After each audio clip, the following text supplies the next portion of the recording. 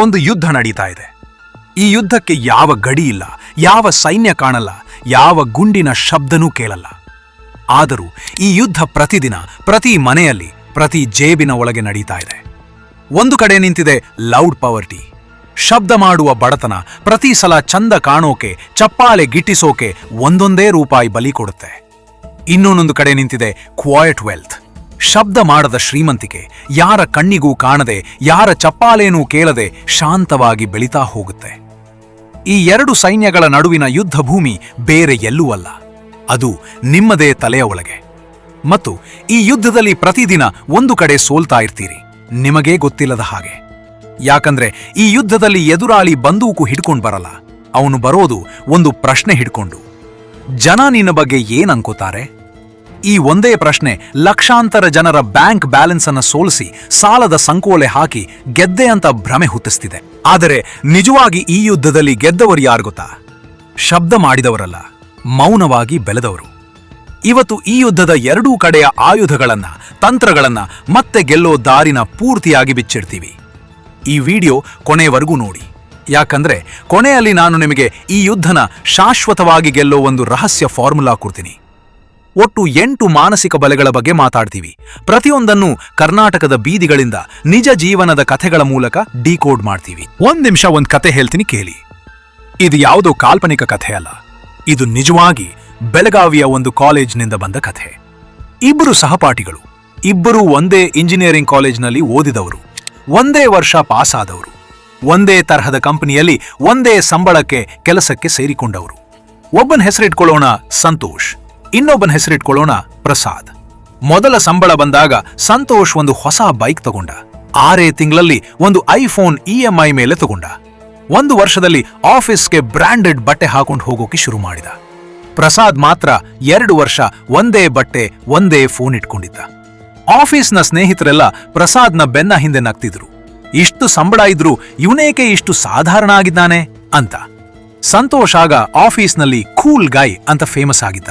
ಎಲ್ಲಾ ಪಾರ್ಟಿಗಳಿಗೆ ಬಿಲ್ ಕಟ್ಟಿದ್ದ, ಎಲ್ಲಾ ಟ್ರಿಪ್ಗಳಿಗೆ ಮುಂದೆ ಇರ್ತಿದ್ದ. ಆದ್ರೆ 8 ವರ್ಷ ಆದ್ಮೇಲೆ ಏನಾಯ್ತು ಗೊತ್ತಾ? ಸಂತೋಷ್ಗೆ ಇನ್ನೂ ಬಾಡಿಗೆ ಮನೆ, 2 ಕ್ರೆಡಿಟ್ ಕಾರ್ಡ್ ಸಾಲ, ಬೈಕ್ ಬದಲಾಗಿ ಈಗ ಒಂದು ಕಾರ್ EMI, ಮತ್ತೆ ಪ್ರತಿ ತಿಂಗಳ ಕೊನೆಯಲ್ಲಿ ಖಾಲಿ ಜೇಬು. ಪ್ರಸಾದ್ ಈಗ ಒಂದು ಫ್ಲಾಟ್ ಪೂರ್ತಿ ಕ್ಯಾಶ್ನಲ್ಲಿ ಖರೀದಿ ಮಾಡಿಬಿಟ್ಟಿದ್ದಾನೆ ಮತ್ತು ಒಂದು ಸಣ್ಣ ಸೈಡ್ ಬಿಸ್ನೆಸ್ ಕೂಡ ಶುರು ಮಾಡಿಬಿಟ್ಟಿದ್ದಾನೆ, ತನ್ನ ಇನ್ವೆಸ್ಟ್ಮೆಂಟ್ ಇಂದ ಬಂದ ಡಿವಿಡೆಂಡ್ ಬಳಸಿ.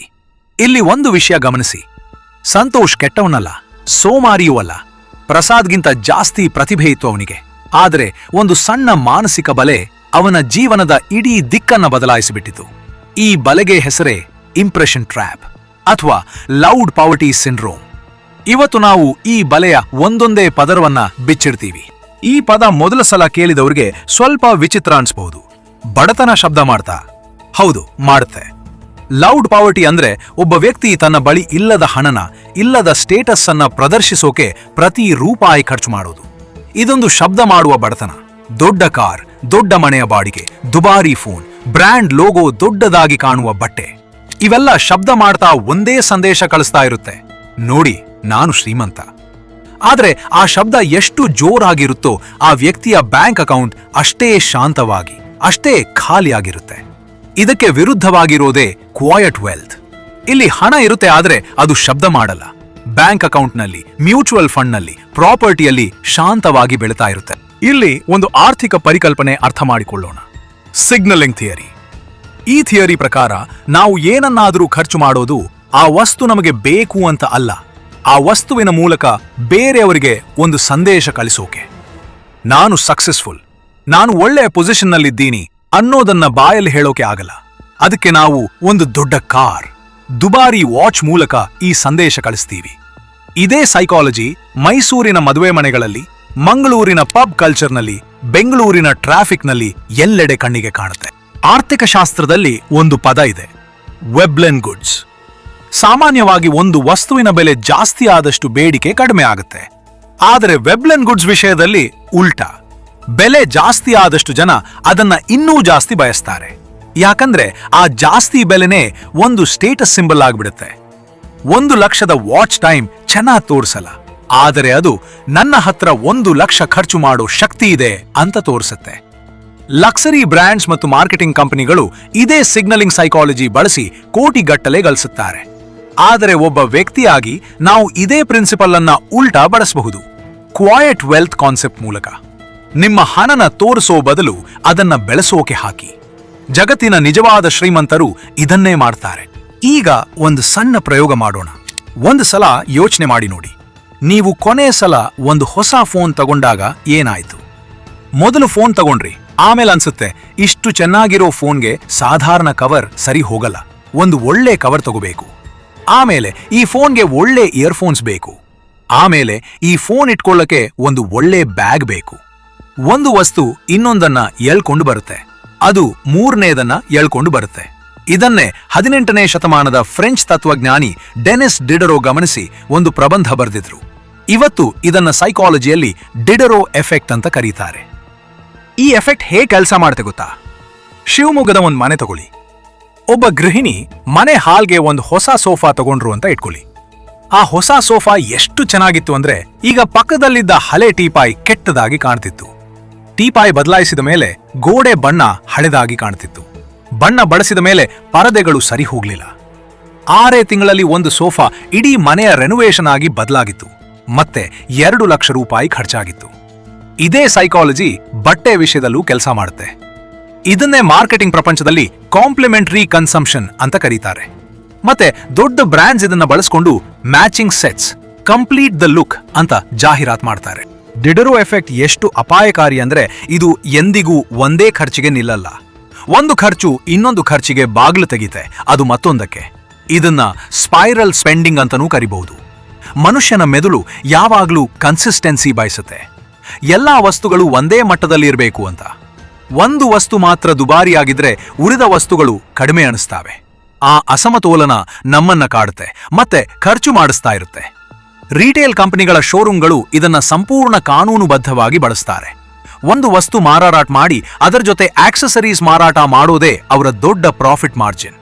ಇದನ್ನ ನಮ್ಮ ಪರವಾಗಿ ತಿರುಗಿಸೋಕೆ ಒಂದು ಸರಳ ನಿಯಮ ಇಟ್ಕೊಳ್ಳಿ. 1 in, nothing follows ರೂಲ್. ಒಂದು ಹೊಸ ವಸ್ತು ಮನೆಗೆ ಬಂದ ಮೇಲೆ ಅದರ ಜೊತೆ ಇನ್ನೇನಾದ್ರೂ ಖರೀದಿ ಮಾಡುವ ಮುಂಚೆ ಕನಿಷ್ಠ 1 ತಿಂಗಳು ಕಾಯಿರಿ. ಬೆಂಗಳೂರಿನ ರಸ್ತೆಗಳಲ್ಲಿ 1 ಗಂಟೆ ಕೂತ್ಕೊಂಡು ಗಮನಿಸಿ ನೋಡಿ. ಟ್ರಾಫಿಕ್ನಲ್ಲಿರೋ ಪ್ರತಿ 2ನೇ ಕಾರ್, ಪ್ರತಿ 3ನೇ ಬೈಕ್ ಅದು ಮಾಲೀಕನದ್ದಲ್ಲ, ಅದು ಬ್ಯಾಂಕಿನದ್ದು. EMI ಅನ್ನೋ ಪದ ಈಗ ನಮ್ಮ ಜೀವನದ ಒಂದು ಭಾಗ ಆಗ್ಬಿಟ್ಟಿದೆ. ಎಷ್ಟು ಕಾಮನ್ ಆಗಿದೆ ಅಂದ್ರೆ ಜನ ಇನ್ಮುಂದೆ ಎಷ್ಟು ಬೆಲೆ ಅಂತ ಕೇಳಲ್ಲ, ತಿಂಗಳಿಗೆ ಎಷ್ಟು EMI ಅಂತ ಕೇಳ್ತಾರೆ. ಈ ಒಂದೇ ಒಂದು ಬದಲಾವಣೆ ಇಡೀ ಒಂದು ಪೀಳಿಗೆಯ ಆರ್ಥಿಕ ಭವಿಷ್ಯನ ಬದಲಾಯಿಸಿಬಿಟ್ಟಿದೆ. ಯಾಕೆ ಗೊತ್ತಾ? ಯಾಕಂದ್ರೆ EMI ಅನ್ನೋದು ನಮ್ಮ ಮೆದುಳಿಗೆ ಒಂದು ಸುಳ್ಳು ಹೇಳುತ್ತೆ. 1 ಲಕ್ಷ ರೂಪಾಯಿ ಫೋನ್ ಅಂದ್ರೆ ದೊಡ್ಡ ಮೊತ್ತ ಅಂತ ಅನ್ಸುತ್ತೆ. ಆದ್ರೆ ತಿಂಗಳಿಗೆ 6,000 18 ತಿಂಗಳು ಅಂದ್ರೆ ಅದು ಚಿಕ್ಕದಾಗಿ ಕಾಣುತ್ತೆ. ಇದಕ್ಕೆ ಸೈಕಾಲಜಿಯಲ್ಲಿ ಪೇನ್ ಆಫ್ ಪೇಯಿಂಗ್ ಅನ್ನೋ ಪರಿಕಲ್ಪನೆ ಇದೆ. ನಗದು ಕೊಟ್ಟಾಗ ಆಗುವ ನೋವು EMI ಕಟ್ಟುವಾಗ ಆದಲ್ಲ. ಯಾಕಂದ್ರೆ ಆ ನೋವು ಸಣ್ಣ ಸಣ್ಣ ತುಂಡುಗಳಾಗಿ ಒಡೆದು ತಿಂಗಳಿಗೊಮ್ಮೆ 12 ಬಾರಿ ಬರುತ್ತೆ. ಹುಬ್ಬಳ್ಳಿಯ ಒಬ್ಬ ಯುವಕ, ಹೆಸರು ಬದಲಾಯಿಸಿ ಹೇಳ್ತೀನಿ, ಗಣೇಶ್ ಅಂತ ಇಟ್ಕೊಳ್ಳಿ. ಇವನು ಒಂದು ಪ್ರೈವೇಟ್ ಬ್ಯಾಂಕ್ನಲ್ಲಿ ಕೆಲಸ ಮಾಡ್ತಿದ್ದ. ಸಂಬಳ 30,000. ಆದ್ರೆ ಇವನ ಹತ್ರ bike EMI, phone EMI, laptop EMI ಮತ್ತೆ ಕ್ರೆಡಿಟ್ ಕಾರ್ಡ್ ಬಿಲ್ ಎಲ್ಲ ಸೇರಿ ತಿಂಗಳಿಗೆ 21,000 ಹೋಗ್ತಿತ್ತು. ಅಂದ್ರೆ ಅವನ ಸಂಬಳದ 70% ಬರೀ EMIಗಳಿಗೆ ಹೋಗ್ತಿತ್ತು. ಆದ್ರೆ ಅವನ ಇನ್ಸ್ಟಾಗ್ರಾಮ್ ನೋಡಿದ್ರೆ ಅವನು ತುಂಬಾ ಚೆನ್ನಾಗಿ ಬದುಕ್ತಿದ್ದಾನೆ ಅಂತ ಅನ್ಸುತ್ತೆ. ಇದನ್ನೇ ಕರಿಬೇಕು ಬಾರೋಡ್ ಲೈಫ್ ಸ್ಟೈಲ್ ಅಂತ.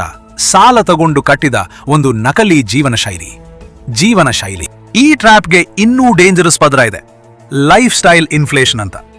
ಸಂಬಳ ಜಾಸ್ತಿ ಆದಂತೆ ಖರ್ಚು ಅಷ್ಟೇ ವೇಗವಾಗಿ, ಕೆಲವೊಮ್ಮೆ ಅದಕ್ಕಿಂತ ಜಾಸ್ತಿ ವೇಗವಾಗಿ ಬೆಳೀತಾ ಹೋಗುತ್ತೆ. ಈ ಚಕ್ರದಲ್ಲಿ ಬಿದ್ದ ಮನುಷ್ಯ ಎಷ್ಟೇ ಸಂಪಾದನೆ ಮಾಡಿದ್ರೂ ಎಂದಿಗೂ ಶ್ರೀಮಂತ ಆಗೋಕೆ ಆಗಲ್ಲ.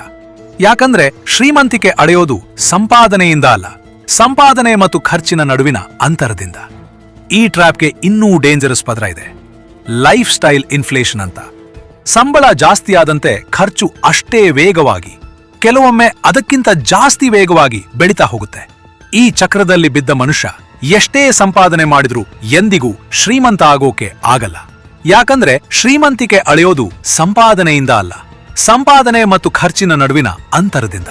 ಬ್ಯಾಂಕುಗಳು ಮತ್ತು ಫೈನಾನ್ಸ್ ಕಂಪನಿಗಳು ಇದೇ ಸೈಕಾಲಜಿ ಬಳಸಿ EMI ಆಪ್ಷನ್ಸ್ ಕೊಡುವ ಮೂಲಕ ಜನರ ಪೇನ್ ಆಫ್ ಪೇಯಿಂಗ್ ಅನ್ನ ಕಡಿಮೆ ಮಾಡಿ ಜಾಸ್ತಿ ಖರೀದಿ ಮಾಡಿಸ್ತಾರೆ, ಸಂಪೂರ್ಣ ಕಾನೂನುಬದ್ಧವಾಗಿ.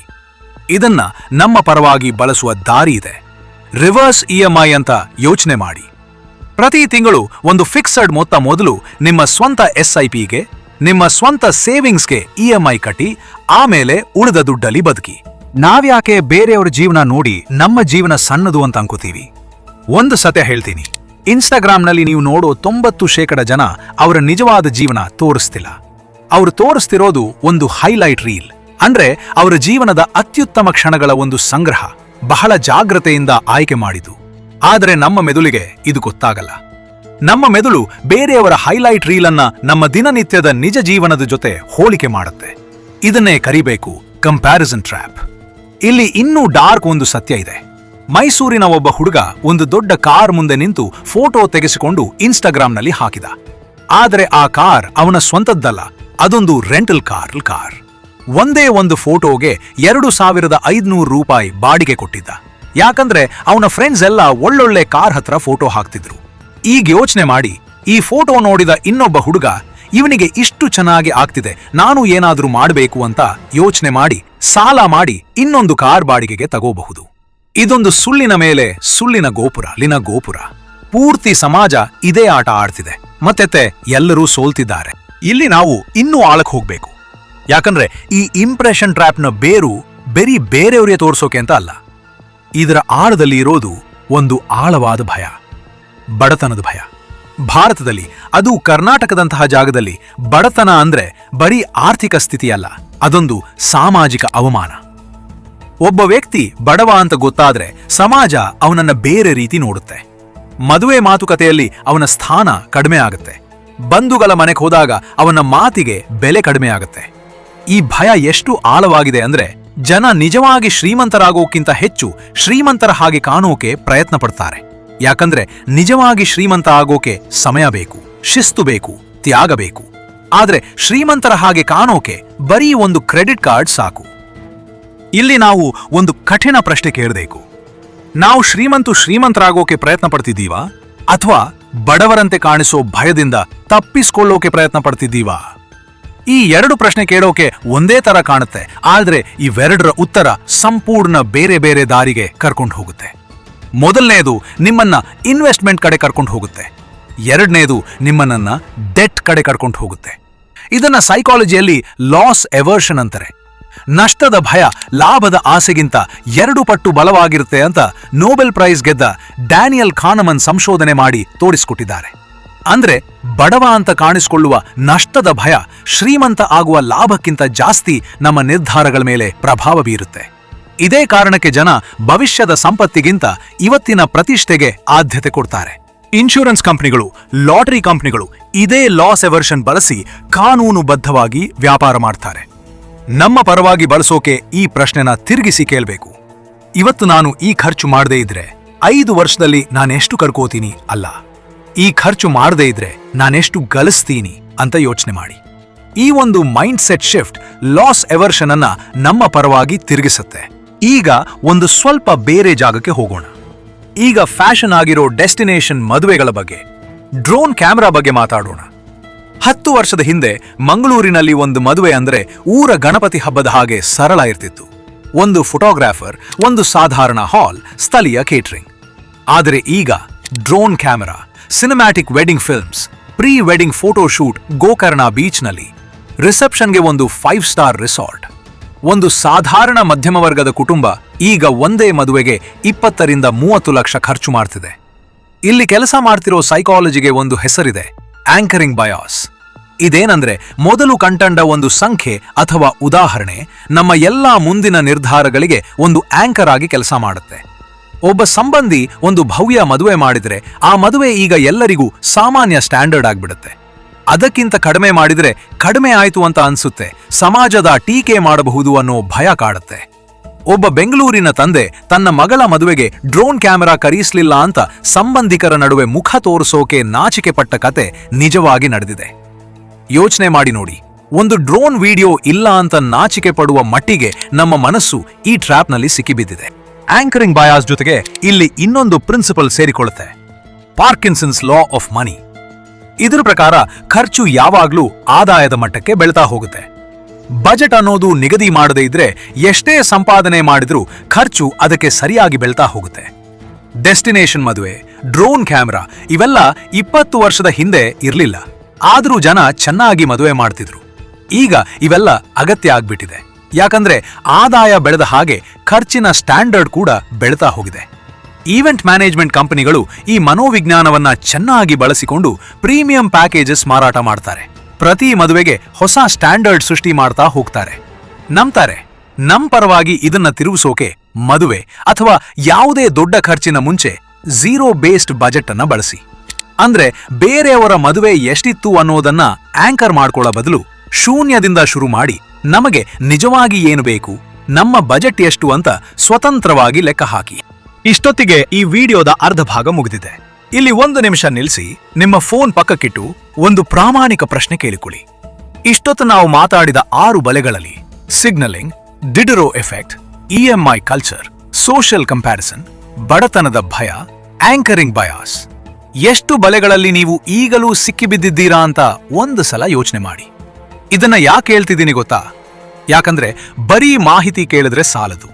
ಅದನ್ನ ನಮ್ಮ ಸ್ವಂತ ಜೀವನಕ್ಕೆ ಜೋಡಿಸಿ ನೋಡದೇ ಇದ್ರೆ ಈ ವಿಡಿಯೋ ಮುಗಿದ 5 ನಿಮಿಷಕ್ಕೆ ನಾವು ಎಲ್ಲ ಮರ್ತು ಬಿಡ್ತೀವಿ. ಪ್ರಪಂಚದ ಎಲ್ಲಾ ಸೈಕಾಲಜಿ, ಎಲ್ಲಾ ಫೈನಾನ್ಷಿಯಲ್ ವಿಸ್ಡಮ್ ಪ್ರಯೋಜನ ಆಗೋದು ಒಂದೇ ಸಂದರ್ಭದಲ್ಲಿ. ನಾವು ಅದನ್ನ ನಮ್ಮ ಸ್ವಂತ ನಿರ್ಧಾರಗಳ ಮೇಲೆ ಅನ್ವಯ ಮಾಡಿದಾಗ ಮಾತ್ರ. ಈಗ ಮುಂದೆ ಹೋಗೋಣ. ಯಾಕಂದ್ರೆ ಇನ್ನೂ ಮುಖ್ಯ ವಿಷಯ ಬಾಕಿ ಇದೆ. ಈ ಬಲೆಯಿಂದ ಹೊರಗೆ ಬಂದವರು ಹೇಗೆ ಬಂದ್ರು, ಮತ್ತೆ ನಿಜವಾದ ಶ್ರೀಮಂತರ ಗಣಿತ ಏನು ಅಂತ. ಒಂದು ಸಲ ಮನುಷ್ಯ ಈ ಇಂಪ್ರೆಷನ್ ಟ್ರ್ಯಾಪ್ಗೆ ಬಿದ್ರೆ ಇದರಿಂದ ಹೊರಗೆ ಬರೋಕೆ ತುಂಬಾ ಕಷ್ಟ. ಯಾಕಂದ್ರೆ ಒಂದು ಸಲ ಸಮಾಜ ನಿಮ್ಮನ್ನ ಸ್ಟೇಟಸ್ ಇರೋ ಮನುಷ್ಯ ಅಂತ ನೋಡೋಕೆ ಶುರು ಮಾಡಿದ್ರೆ ಆ ಇಮೇಜ್ ಅನ್ನ ಉಳಿಸ್ಕೊಳ್ಳೋಕೆ ಇನ್ನೂ ಜಾಸ್ತಿ ಖರ್ಚು ಮಾಡಬೇಕಾಗತ್ತೆ. ಇದೊಂದು ಎಂದೂ ಮುಗಿಯದ ಊಟ. ಫೈನಾನ್ಷಿಯಲ್ ಸೈಕಾಲಜಿಯಲ್ಲಿ ಇದನ್ನ ಹೆಡೋನಿಕ್ ಟ್ರೆಡ್ಮಿಲ್ ಅಂತಾರೆ. ಸಂತೋಷದ ಟ್ರೆಡ್ಮಿಲ್. ಎಷ್ಟೇ ಓಡಿದ್ರೂ ಒಂದೇ ಜಾಗದಲ್ಲಿ ಇರ್ತೀವಿ. ಒಂದು ಹೊಸ ಕಾರ್ ತಗೊಂಡಾಗ ಸಿಗೋ ಸಂತೋಷ 6 ತಿಂಗಳಲ್ಲಿ ಮಾಯ ಆಗತ್ತೆ. ಆಮೇಲೆ ಮತ್ತೊಂದು ದೊಡ್ಡ ವಸ್ತು ಬೇಕು ಅನ್ಸುತ್ತೆ. ಈ ಚಕ್ರ ಎಂದೂ ನಿಲ್ಲಲ್ಲ. ಯಾಕಂದ್ರೆ ಸಂತೋಷ ಎಂದಿಗೂ ವಸ್ತುಗಳಿಂದ ಬರಲ್ಲ. ಬ್ಯಾಂಕ್ಗಳು personal loan, top up loan ಅಂತ ಕಾನೂನುಬದ್ಧವಾಗಿ ಸುಲಭ ಸಾಲ ಕೊಡ್ತಾರೆ. ಯಾಕಂದ್ರೆ ಅವರಿಗೆ ಗೊತ್ತು ಜನ ಈ ಟ್ರೆಡ್ಮಿಲ್ನಲ್ಲಿ ಸಿಕ್ಕಿ ಬಿದ್ದಿದ್ದಾರೆ ಅಂತ. ಇದಕ್ಕೆ ಪ್ರತಿಯಾಗಿರೋ ಒಂದೇ ಒಂದು ಆಯುಧ 48 ಗಂಟೆ ರೂಲ್ ಅಂತ ಬಳಸಿ. ಯಾವುದೇ ದೊಡ್ಡ ಖರ್ಚು ಮಾಡುವ ಮುಂಚೆ 48 ಗಂಟೆ ಕಾಯಿರಿ. ಈ ಸಮಯದಲ್ಲಿ ನಿಮ್ಮ ಮೆದುಳಿನ ಇಮೋಷನಲ್ ಭಾಗ ಶಾಂತ ಆಗತ್ತೆ ಮತ್ತೆ ಲಾಜಿಕಲ್ ಭಾಗ ಮಾತಾಡೋಕೆ ಶುರು ಮಾಡುತ್ತೆ. ಎಷ್ಟೋ ಪರ್ಚೇಸಸ್ ಈ 48 ಗಂಟೆ ಕಾದ್ಮೇಲೆ ಬೇಡ ಅಂತ ಅನ್ಸುತ್ತೆ. ಈಗ ನಾವು ಈ ಕಥೆಯ ಬೆಳಕಿನ ಕಡೆಗೆ ಬರೋಣ. ಧಾರವಾಡದಲ್ಲಿ ಒಬ್ಬ ಬಿಸ್ನೆಸ್ ಮ್ಯಾನ್ ಇದ್ದಾರೆ. ಹೆಸರು ಹೇಳಲ್ಲ. ಆದರೆ ಇವರ ಜೀವನ ಶೈಲಿ ನೋಡಿದರೆ ಆಶ್ಚರ್ಯ ಆಗುತ್ತೆ. ಇವರ ಹತ್ರ ಕೋಟ್ಯಂತರ ರೂಪಾಯಿ ಆಸ್ತಿ ಇದೆ. 2 ಫ್ಯಾಕ್ಟರಿಗಳಿವೆ. ಬೆಂಗಳೂರಿನಲ್ಲಿ 3 ಕಮರ್ಷಿಯಲ್ ಪ್ರಾಪರ್ಟಿ ಇದೆ. ಆದರೆ ಇವರು 15 ವರ್ಷದ ಹಳೆ ಕಾರ್ ಓಡಿಸ್ತಾರೆ. ಸಾಧಾರಣ ಬಟ್ಟೆ ಹಾಕ್ತಾರೆ. ಒಂದು ಸಿಂಪಲ್ ಮನೆಯಲ್ಲಿರ್ತಾರೆ. ಒಂದ್ಸಲ ಯಾರೋ ಇವರನ್ನ ಕೇಳಿದ್ರಂತೆ, ನಿಮ್ ಹತ್ರ ಇಷ್ಟೊಂದು ದುಡ್ಡಿದ್ರೂ ಯಾಕೆ ಇಷ್ಟು ಸಿಂಪಲ್ ಆಗಿರ್ತೀರಾ ಅಂತ. ಅವರ ಉತ್ತರ ಮಾತ್ರ ಈ ಇಡೀ ವಿಡಿಯೋದ ಸಾರಾಂಶ. ನಾನು ಶ್ರೀಮಂತ ಅಂತ ಬೇರೆಯವರಿಗೆ ತೋರಿಸೋ ಅಗತ್ಯ ಇಲ್ಲ. ಯಾಕಂದ್ರೆ ನನಗೆ ಗೊತ್ತು ನಾನು ಶ್ರೀಮಂತ ಅಂತ. ಇದೇ ವ್ಯತ್ಯಾಸ ರಿಯಲ್ ವೆಲ್ತ್ ಮತ್ತು ಪರ್ಸೀವ್ಡ್ ವೆಲ್ತ್ ನಡುವಿನ ವ್ಯತ್ಯಾಸ. ಪರ್ಸೀವ್ಡ್ ವೆಲ್ತ್ ಅಂದ್ರೆ ಬೇರೆಯವರ ಕಣ್ಣಿಗೆ ಶ್ರೀಮಂತ ಅಂತ ಕಾಣೋದು. ರಿಯಲ್ ವೆಲ್ತ್ ಅಂದ್ರೆ ನಿಮ್ಮ ಬ್ಯಾಂಕ್ ಅಕೌಂಟ್, ನಿಮ್ಮ ಇನ್ವೆಸ್ಟ್ಮೆಂಟ್ಸ್, ನಿಮ್ಮ ಪ್ಯಾಸಿವ್ ಇನ್ಕಮ್ ಇವೆಲ್ಲ ನಿಜವಾಗಿ ಇರೋದು. ಈ ಎರಡರ ನಡುವಿನ ಗಂಭೀರ ಸಂಗತಿ ಏನಂದ್ರೆ ಇವೆರಡು ಒಂದೇ ದಾರಿಯಲ್ಲಿ ಬರಲ್ಲ. ಪರ್ಸೀವ್ಡ್ ವೆಲ್ತ್ ಬೆಳೆಸೋಕೆ ನೀವು ಖರ್ಚು ಮಾಡಬೇಕು. ರಿಯಲ್ ವೆಲ್ತ್ ಬೆಳೆಸೋಕೆ ನೀವು ಖರ್ಚು ಕಡಿಮೆ ಮಾಡಿ ಇನ್ವೆಸ್ಟ್ಮೆಂಟ್ ಮಾಡಬೇಕು. ಇವೆರಡು ಒಂದಕ್ಕೊಂದು ವಿರುದ್ಧ ದಿಕ್ಕಿನಲ್ಲಿ ಇರೋ ರಸ್ತೆಗಳು. ಅಮೆರಿಕಾದಲ್ಲಿ ಥಾಮಸ್ ಸ್ಟ್ಯಾನ್ಲಿ ಅನ್ನೋ researcher the millionaire next door ಅನ್ನೋ ಪುಸ್ತಕ ಬರೆದಿದ್ದಾರೆ. ಅದರಲ್ಲಿ ಅವರು ಸಂಶೋಧನೆ ಮಾಡಿ ಒಂದು ಆಶ್ಚರ್ಯಕರ ಸತ್ಯ ಕಂಡುಹಿಡಿದಿದ್ದಾರೆ. ಹೆಚ್ಚಿನ ಮಿಲಿಯನೇರ್ಗಳು ದೊಡ್ಡ ಬಂಗಲೆಗಳಲ್ಲಿ, ದುಬಾರಿ ಕಾರ್ಗಳಲ್ಲಿ ಇರೋ ಜನ ಅಲ್ಲ. ಅವರು ಸಾಧಾರಣ ಮನೆಗಳಲ್ಲಿ, ಸಾಧಾರಣ ಕಾರ್ಗಳಲ್ಲಿ ಇರೋ, ಆದರೆ ವರ್ಷಗಟ್ಟಲೆ ಶಿಸ್ತಿನಿಂದ ಉಳಿತಾಯ ಮಾಡಿ ಇನ್ವೆಸ್ಟ್ಮೆಂಟ್ ಮಾಡಿದ ಜನ. ಇದನ್ನ ಸ್ಟೆಲ್ತ್ ವೆಲ್ತ್ ಅಥವಾ ಕ್ವಾಯಟ್ ವೆಲ್ತ್ ಅಂತಾರೆ. ಇವರ ಒಂದೇ principle, I don't need to prove it, I just need to have it. ಅಂದ್ರೆ ನಾನು ಸಾಬೀತು ಮಾಡುವ ಅಗತ್ಯ ಇಲ್ಲ, ನನ್ನ ಹತ್ರ ಇರೋದೇ ಸಾಕು. ಇದೇ ಪ್ರಿನ್ಸಿಪಲ್ ಬೆಂಗಳೂರಿನ ಇನ್ನೊಂದು ಕುಟುಂಬದಲ್ಲಿ ಕಣ್ಣಿಗೆ ಕಾಣುತ್ತೆ. ಒಂದು ಸಾಫ್ಟ್ವೇರ್ ಕಂಪನಿಯಲ್ಲಿ ಕೆಲಸ ಮಾಡ್ತಿದ್ದ ದಂಪತಿಗಳು ಇಬ್ಬರೂ ಸೇರಿ ತಿಂಗಳಿಗೆ 1.5 ಲಕ್ಷ ಸಂಪಾದನೆ ಮಾಡ್ತಿದ್ರು. ಆದ್ರೆ ಇವರು ಒಂದೇ ಬಾಡಿಗೆ ಮನೆಯಲ್ಲಿ 8 ವರ್ಷ ಇದ್ರು. ಒಂದು ಸಾಧಾರಣ ಹ್ಯಾಚ್ ಬ್ಯಾಕ್ ಕಾರ್ ಇಟ್ಕೊಂಡಿದ್ರು. ಸಂಬಂಧಿಕರು, ಫ್ರೆಂಡ್ಸ್ ಎಲ್ಲರೂ ಇಷ್ಟು ಸಂಬಳ ಇದ್ರು ಯಾಕಿಷ್ಟು ಸಾಧಾರಣ ಆಗಿದ್ದಾರೆ ಅಂತ ಆಶ್ಚರ್ಯ ಪಡ್ತಿದ್ರು. ಕೆಲವರು ಬೆನ್ನ ಹಿಂದೆ ಟೀಕೆನೂ ಮಾಡ್ತಿದ್ರು. ಆದ್ರೆ 8 ವರ್ಷದ ನಂತರ ಈ ದಂಪತಿಗಳು ಸಂಪೂರ್ಣ ಸಾಲ ಇಲ್ಲದೆ ಒಂದು 3 BHK ಅಪಾರ್ಟ್ಮೆಂಟ್ ಖರೀದಿ ಮಾಡಿದ್ರು. ಅದು ಬಹುತೇಕ ಕ್ಯಾಶ್ನಲ್ಲಿ. ಒಂದು ಪ್ರಶ್ನೆ ಕೇಳಬೇಕು ಅನ್ಸುತ್ತೆ, ಈ ಇಂಪ್ರೆಷನ್ ಟ್ರ್ಯಾಪ್ ನಮ್ಮಲ್ಲಿ ಹೇಗ್ ಬಂತು? ಇದು ಇದ್ದಕ್ಕಿದ್ದಂತೆ ಹುಟ್ಟಿದ್ದಲ್ಲ. ಇದು ನಮ್ಮ ಮನೆಯಿಂದ, ನಮ್ಮ ಪೋಷಕರಿಂದ, ಅವರ ಪೋಷಕರಿಂದ ಹರಿದು ಬಂದಿದೆ. ಕರ್ನಾಟಕದ ಎಷ್ಟೋ ಮಧ್ಯಮ ವರ್ಗದ ಮನೆಗಳಲ್ಲಿ ಚಿಕ್ಕಂದಿನಿಂದಲೇ ಒಂದು ಮಾತು ಕೇಳ್ತಾ ಬಿಡ್ತೀವಿ, ಜನ ಏನ ಅನ್ಕೋತಾರೆ. ಈ ಒಂದು ಪ್ರಶ್ನೆ ಬಟ್ಟೆ ಯಾವ್ದು ಹಾಕಬೇಕು ಅನ್ನೋದ್ರಿಂದ, ಯಾವ ಕೋರ್ಸ್ ಓದಬೇಕು, ಯಾರನ್ನ ಮದುವೆ ಆಗಬೇಕು ಅನ್ನೋವರೆಗೂ ಪ್ರತಿ ದೊಡ್ಡ ನಿರ್ಧಾರದ ಹಿಂದೆ ಇರುತ್ತೆ. ಇದನ್ನ ಸೈಕಾಲಜಿಯಲ್ಲಿ ಮನಿ ಸ್ಕ್ರಿಪ್ಟ್ಸ್ ಅಂತ ಕರೀತಾರೆ. ಅಂದ್ರೆ ದುಡ್ಡಿನ ಬಗ್ಗೆ ನಮ್ಮ ಸೂಕ್ತ ಮನಸ್ಸಿನಲ್ಲಿ ಇರೋ ನಂಬಿಕೆಗಳು. ಇವನ್ನ ನಾವು ಚಿಕ್ಕಂದಿನಲ್ಲಿ ಮನೆಯ ವಾತಾವರಣ ನೋಡಿ ಕಲ್ತಿರ್ತೀವಿ. ಆಮೇಲೆ ಅದನ್ನ ಪ್ರಶ್ನೆ ಮಾಡದೆ ಜೀವನ ಪೂರ್ತಿ ಪಾಲಿಸ್ತೀವಿ. ಒಂದು ಮನೆಯಲ್ಲಿ ಬೆಳೆದ ಮಗು ದುಡ್ಡು ಇರೋದೇ ತೋರಿಸೋಕೆ ಅನ್ನೋ ನಂಬಿಕೆ ಕಲಿಬಹುದು. ಇನ್ನೊಂದು ಮನೆಯಲ್ಲಿ ಬೆಳೆದ ಮಗು ದುಡ್ಡು ಇರೋದು ಭದ್ರತೆಗೆ, ಸ್ವಾತಂತ್ರ್ಯಕ್ಕೆ ಅನ್ನೋ ನಂಬಿಕೆ ಕಲಿಬಹುದು. ಈ ಮೆನಿ ಸ್ಕ್ರಿಪ್ಟ್ಸ್ ಎಷ್ಟು ಆಳವಾಗಿ ಬೇರೂರಿರುತ್ತೆ ಅಂದ್ರೆ, ನಾವು ವಯಸ್ಸಾದ ಮೇಲೂ, ಒಳ್ಳೆ ಸಂಬಳ ಬಂದ ಮೇಲೂ ಆ ಹಳೆಯ ಪ್ರೋಗ್ರಾಮ್ ಅಡಿಯಲ್ಲೇ ನಿರ್ಧಾರ ತಗೋತಾ ಇರ್ತೀವಿ. ಇದನ್ನ ಬದಲಾಯಿಸೋಕೆ ಮೊದಲನೇ ಹೆಜ್ಜೆ ಏನಂದ್ರೆ, ಈ ಸ್ಕ್ರಿಪ್ಟ್ ಅನ್ನ ಗುರುತಿಸೋದು. ಜನ ಏನ್ ಅನ್ಕೋತಾರೆ ಅನ್ನೋ ಪ್ರಶ್ನೆ ನಿಮ್ಮ ತಲೆಯಲ್ಲಿ ಬಂದಾಗ್ಲೆಲ್ಲ ಒಂದು ಸಲ ನಿಂತು ಕೇಳ್ಕೊಳ್ಳಿ, ಇದು ನನ್ನ ಸ್ವಂತ ಆಲೋಚನೆನಾ ಅಥವಾ ನನ್ನ ಅಪ್ಪ ಅಮ್ಮನಿಂದ, ಸಮಾಜದಿಂದ ಬಂದ ಒಂದು ಹಳೆಯ ಪ್ರೋಗ್ರಾಮ್ನ? ಈ ಒಂದೇ ಪ್ರಶ್ನೆ ನಿಮ್ಮ ಇಡೀ ಆರ್ಥಿಕ ನಿರ್ಧಾರಗಳ ದಿಕ್ಕನ್ನ ಬದಲಾಯಿಸಬಹುದು. ಈಗ ನಾವು ಒಂದು ಆಳವಾದ ಪ್ರಶ್ನೆಗೆ ಬರೋಣ. ನಿಜವಾದ ಫೈನಾನ್ಷಿಯಲ್ ಫ್ರೀಡಮ್ ಅಂದ್ರೆ ಏನು? ಬಹಳ ಜನಕ್ಕೆ ಫೈನಾನ್ಷಿಯಲ್ ಫ್ರೀಡಮ್ ಅಂದ್ರೆ ಬೇಕಾದ್ದನ್ನ ಬೇಕಾದಾಗ ಖರೀದಿ ಮಾಡೋ ಸಾಮರ್ಥ್ಯ ಅಂತ ಅನ್ಸುತ್ತೆ. ಆದ್ರೆ ನಿಜವಾದ ಫೈನಾನ್ಷಿಯಲ್ ಫ್ರೀಡಮ್ ಅಂದ್ರೆ ಬೇರೆ ಇದೆ. ಅದು ಬೇರೆಯವರ ಅಭಿಪ್ರಾಯದ ಮೇಲೆ ಅವಲಂಬಿತ ಆಗದೇ ಇರೋ ಸಾಮರ್ಥ್ಯ. ಇಂಪ್ರೆಷನ್ ಟ್ರ್ಯಾಪ್ನಲ್ಲಿ ಸಿಕ್ಕಿಬಿದ್ದ ಮನುಷ್ಯ ಎಂದಿಗೂ ಸ್ವತಂತ್ರ ಆಗೋಕೆ ಆಗಲ್ಲ. ಯಾಕಂದ್ರೆ ಅವನ ಪ್ರತಿ ನಿರ್ಧಾರ ಬೇರೆಯವರ ಕಣ್ಣಿನ ಮೇಲೆ ಅವಲಂಬಿತ ಆಗಿರುತ್ತೆ. ಇದನ್ನ ತಗೊಂಡ್ರೆ ಜನ ಏನ ಅನ್ಕೋತಾರೆ, ಇದನ್ನ ಮಾಡದೇ ಇದ್ರೆ ಜನ ಏನ ಅನ್ಕೋತಾರೆ, ಈ ಪ್ರಶ್ನೆ ಎಂದೂ ನಿಲ್ಲಲ್ಲ. ನಿಜವಾದ ಶ್ರೀಮಂತರ ರಹಸ್ಯ ಏನಂದ್ರೆ, ಅವರು ಈ ಪ್ರಶ್ನೆಗೆ ಉತ್ತರ ಕೊಡೋದನ್ನ ನಿಲ್ಲಿಸಿಬಿಟ್ಟಿದ್ದಾರೆ. ಅವರಿಗೆ ಬೇರೆಯವರ ಅಭಿಪ್ರಾಯ ಮುಖ್ಯ ಅಲ್ಲ, ಅವರ ಸ್ವಂತ ಗುರಿ ಮುಖ್ಯ. ಈ ಒಂದು ಮೈಂಡ್ ಸೆಟ್ ಶಿಫ್ಟ್ ಮಾಡೋಕೆ ಒಂದು ಸರಳ ಫ್ರೇಮ್ ವರ್ಕ್ ಬಳಸಬಹುದು. 60-30-10 ರೂಲ್. 60% ಅಗತ್ಯಗಳಿಗೆ, 30% ಇನ್ವೆಸ್ಟ್ಮೆಂಟ್ಗೆ, 10% ಮಾತ್ರ ಇಂಪ್ರೆಷನ್ ಬಜೆಟ್ಗೆ. ಅಂದ್ರೆ ಬಟ್ಟೆ, ಔಟಿಂಗ್, ಸ್ಟೈಲ್ಗೆ ಇಟ್ಕೊಳ್ಳಿ. ಈ 10% ನಿಮಗೆ ಸಂತೋಷ ಕೊಡುತ್ತೆ, ಆದ್ರೆ ಅದು ನಿಮ್ಮ ಭವಿಷ್ಯನ ಹಾಳು ಮಾಡಲ್ಲ.